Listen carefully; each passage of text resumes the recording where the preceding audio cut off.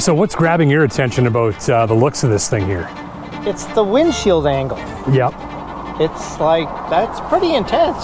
It starts up here with those little blades that are built into the headlights. And then we've got this very windswept line, which you might call the greenhouse.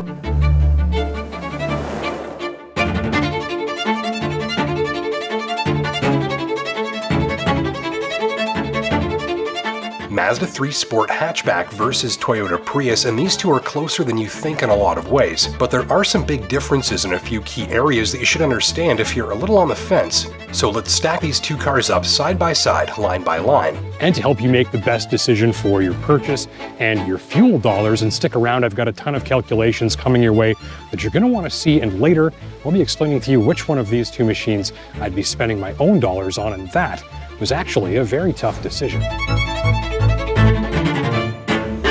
So full pricing up on your screen, but basically the Prius with standard all-wheel drive and just a single powertrain option in Canada, and the Prius Limited all-wheel drive is your sort of spoil yourself option here at just under $44,000.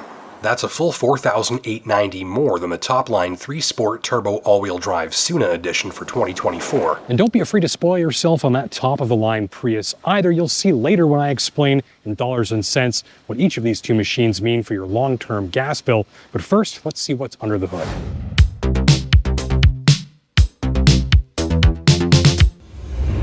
So starting with the Mazda3 Sport, the standard engine is a 2.5-liter four-cylinder with 191 horsepower and 186 pounds of torque. And the available 2.5-liter turbo engine makes it 227 horsepower and 310 pounds of torque.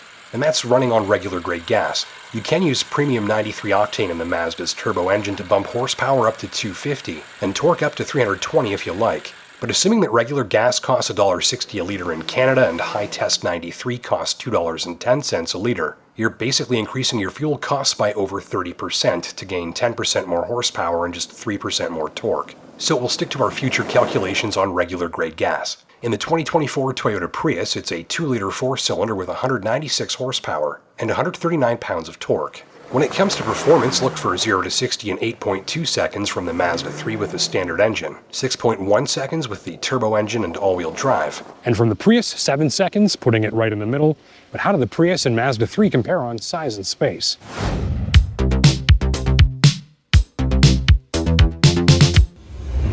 Well, mostly it's a pretty tight matchup. The Mazda is taller by 0.6 of an inch, that's 1.5 centimeters, or just over 1%. The Mazda3 is also 2.4 inches, 6 centimeters, or about 1.3% longer than the Prius. But on wheelbase, the Prius beats the Mazda by an inch, or 2.5 centimeters, just about 1%. The pair are separated by just half an inch on body width, and by just 0.1 of an inch on ground clearance, so basically a tie.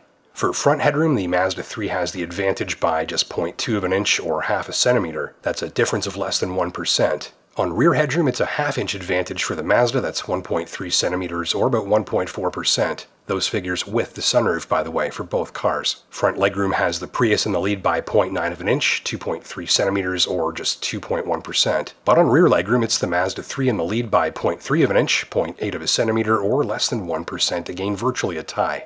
Front and rear shoulder room put the Mazda in the lead by about half an inch, that's about 1.5 centimeters, and on EPA passenger volume the Prius is just slightly smaller by 1.3 cubic feet. That's roughly 1%, basically a tie. Cargo volume with the seats up sees the Prius in the lead but just by a hair, and with the seats folded the Prius extends its cargo volume advantage by about 7%, or 3.3 cubic feet more than the Mazda.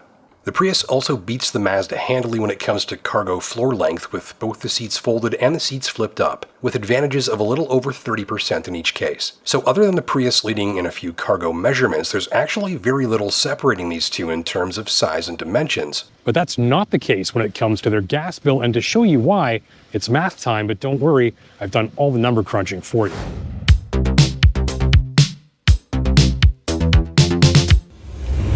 To drive 100 kilometers or 60 miles in the Prius, you'll need on average 4.8 liters of regular grade gas. For the Mazda3 with standard engine and front-wheel drive, make it 7.6 liters of gas to cover that same distance. Add all-wheel drive and it's 8.1 liters of gas. And all-wheel drive turbo makes it 8.9 liters to drive 100 kilometers or 60 miles.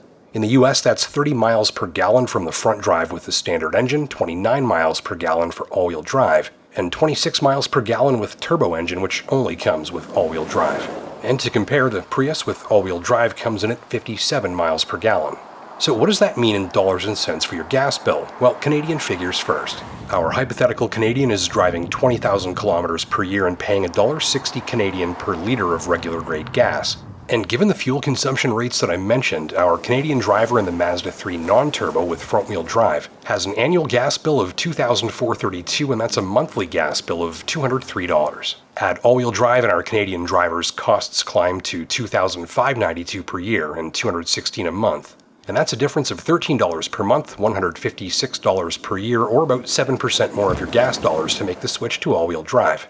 With the turbo engine and all-wheel drive, our Canadian driver's annual gas bill jumps to $2,848, or $237 a month. So annually it's an additional $256 per year, call it 10% more of your gas dollars to go turbocharged. Finally, with the Prius, our hypothetical Canadian driver has an annual gas bill of $1,536. That's $128 a month. So what do the Prius's fuel savings look like over the long term? So based on that example, the Prius will save you between $75 and $110 on fuel per month versus the Mazda, depending on which powertrain you choose. That's a yearly savings of between $896 and $1,312 Canadian dollars, and over 5 years. That means our Canadian driver in the Prius will save at least $4,500 on gas, and actually up to $6,600 less when comparing to the turbo Mazda. On an 8-year timeline, you're saving at least $7,000 on fuel and possibly over $10,000 by choosing the Prius.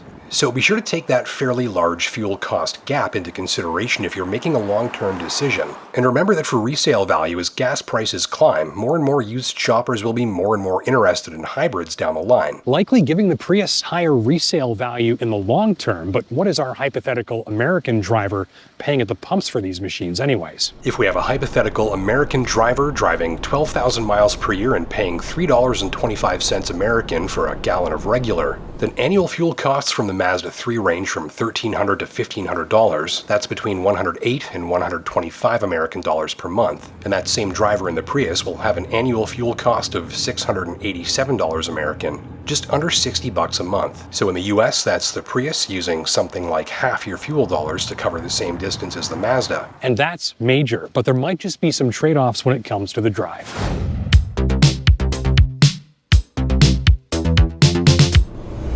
So key notes from some previous test drive experience. I think the Mazda3 Sport GT Turbo hits the hardest for its engine, powertrain, all-wheel drive system, and overall handling and feel. This car's sharp, agile, highly responsive, more athletic than it looks.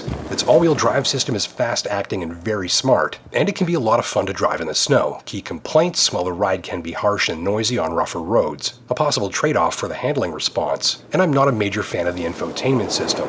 Still, overall, this is very strong value for the money, perhaps especially where the interior is concerned. With the Prius, the updated design turns heads, the fuel efficiency is hard to complain about. All the advanced technology you could think of is on board standard, and you've got the brand name and recognition that comes with the world leader in hybrid cars. I thought the most important thing about the latest Prius was how far it's advanced over its predecessors. But which one would I spend my own money on? It kind of like, if you put that camera down a bit lower here, like it kind of looks a little bit angry, right? Got a bit of a ticked off look to it. We've got the lights. More of a smirk. It's got a bit, you see a smirk, I see an angry face a little bit. I love the way the bumper edge flows into the two headlights. Like you said, almost like a Lamborghini. So we've got a bit of a Lamborghini influence, a bit of a Tesla influence. Not so much the whole rear bumper, but like this bit here says Tesla Model 3 to me. Yeah. Like, I mean, this could be the first time that I would consider buying a Prius because of how it looks.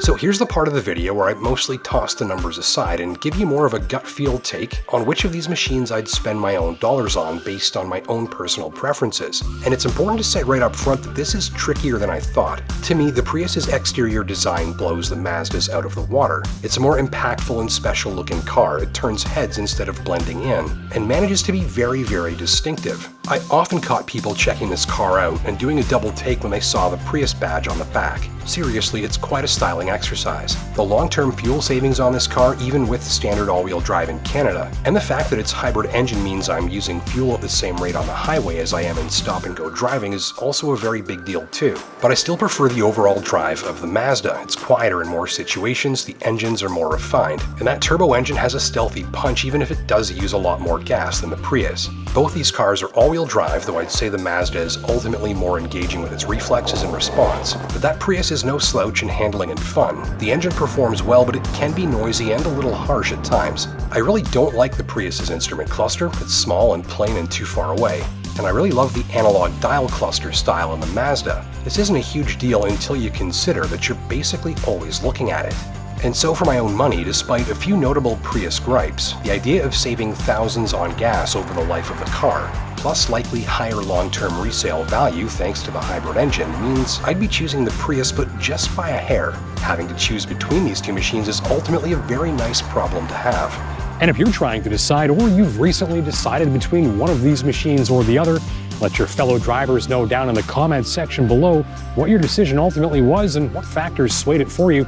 I'm Justin Pritchard in Sudbury, Ontario. Thank you for watching, and we'll see you in the next video.